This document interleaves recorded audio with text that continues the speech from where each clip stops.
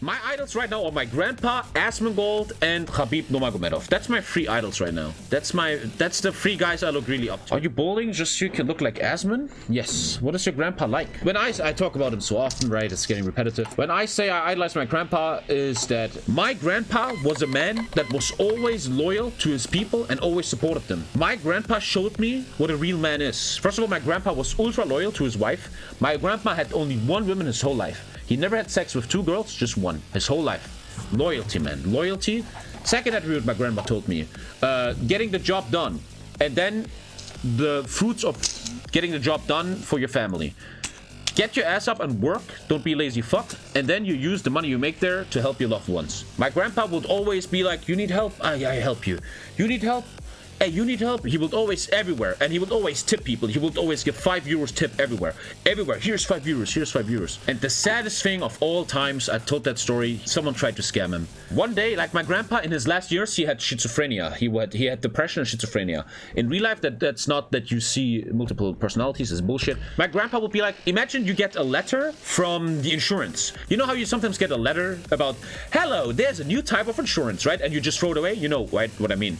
My grandpa had some kind of depression or disorder where he was like, oh no, oh my god, the insurance texted me, Tommy, can you come? We have to fix that. Oh my god, what's going on? He was always fucked with that. And after a while, the scammers, and I think scammers in the world, like Germany and your country, they have a list. Telephone scammers, they have a list of victims. And after a while, my grandpa would be in a scammer list because it was easy to scam. He's like, what? You have to change my... Oh yeah, I will send you money. He was easy to scam, right? Which is... the biggest. This man worked 50 fucking years for his money, and you come in and you try to scam him for his money. These people deserve only one thing. And one day he calls me, right? I'm with my dad eating in a restaurant, and my grandpa calls, right? And he's the cutest. You should have seen my grandpa. Look at my grandpa. He was the cutest guy. He was a fucking hobbit, man. Look at this guy. Look at this guy. The nicest fucking dude to ever walk around, right? Just a nice hobbit dude. Will never hurt a fly. The nicest guy ever. My phone rings. This was like 3 years ago, 4 years ago, maybe something. And he's like, Tommy, there was a guy in my apartment. Like, what? Yeah, he said he had to look for something. And I'm always like very technical. Like, what do you mean? Calm down. What happened? Well, a guy was at the door and he said he needs to look for something. And he was a big, tall guy, and he would literally, he told me that, he would push my grandpa to the side, go into the house and look for chains and stuff like that, right? And me and my dad instantly, we drive there, man. The guy was gone, right? And he tells us the whole story. The guy pushed him to the side, walked through the house.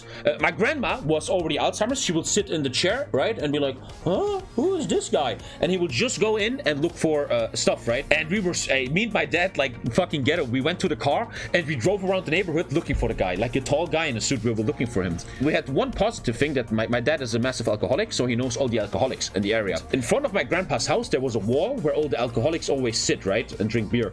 So we would go to them and we would be like, listen guys, here's 10 euros. If you ever see a guy with a suit going into number 58, you fucking call us, man. And we were looking for the guy, dude.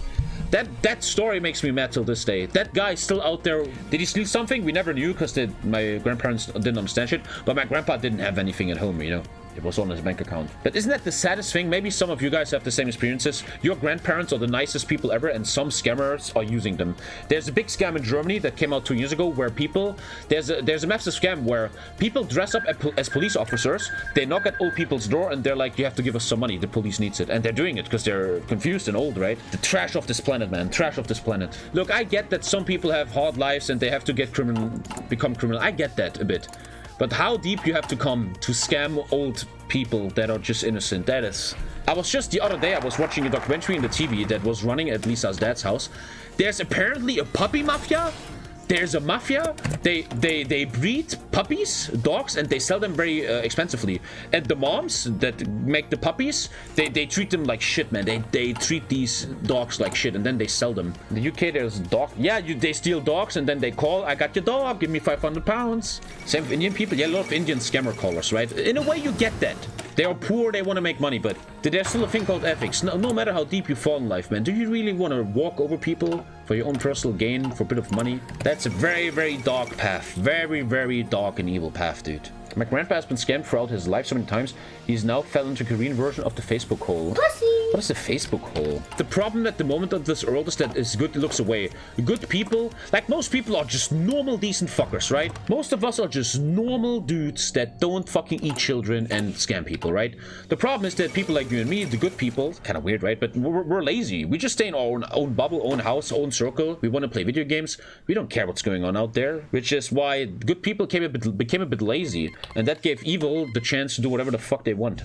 It's hard to imagine what happened to these people, what forced them to become like this. I don't want to believe that somebody could naturally be like that. You're right, you're right. It's probably pressure that you have like debt or something, and you're really financially fucked, so you have to go down an evil path. But still, man, I know I'm taking the easy route here, but you always have a choice, man. Dude, I was at the bottom of finance. I was minus 17,000 in debt, bro. I still wouldn't think for a second to fucking scam people, Alter. It's because they think old people have money just sitting in a bank. I think the main reason you scam old people is that they're confused. They're very easy to trick. They don't understand the digital world, and you can be like, oh, your internet is off, you have to give me $100. Old people are easy to trick. They don't understand shit. Steam scammer contact you. Yes. I remember it completely. I told the story before. 4th of April 2008. I remember everything. On the 4th of April 2008, I got my account, and my dad bought me Counter-Strike Source. 2007 even. 4th of April 2007. This was my 18th birthday, or 1660th birthday. And I'm playing Counter-Strike, and in the evening, I get my first ever Steam message, right? I get a message here, like this. Everybody's playing Lost Ark. I get a message. First ever, right? You have to understand, it's 2007. Nobody knows what Steam is. It's very new. And the guy is telling me, hello, I'm Steam staff, blah, blah, blah. And I totally trusted him because it was new. I was young and I didn't know. And he would be like, yo, I'm staff. What's up? There's a problem with your password. I know your account is new. He was clever. He was like, oh, he knows my account is new. What the fuck? And he almost had me. He almost got me. But then I got a bit intelligent. He was like, yeah, don't tell me your password. Please send your password to this email. And I'm like, oh, okay, I'm going to do it. But wait. And then he got mad. After like 2 hours, he was like, oh god, fuck yourself, kid, go fuck yourself. Like, wait, what? And it's what? Why should I fuck myself? Aren't you official? I made him wait a long time, and he got super mad, and he almost got me. He almost got me, dude. They also, dude, another great story where you saved me last year.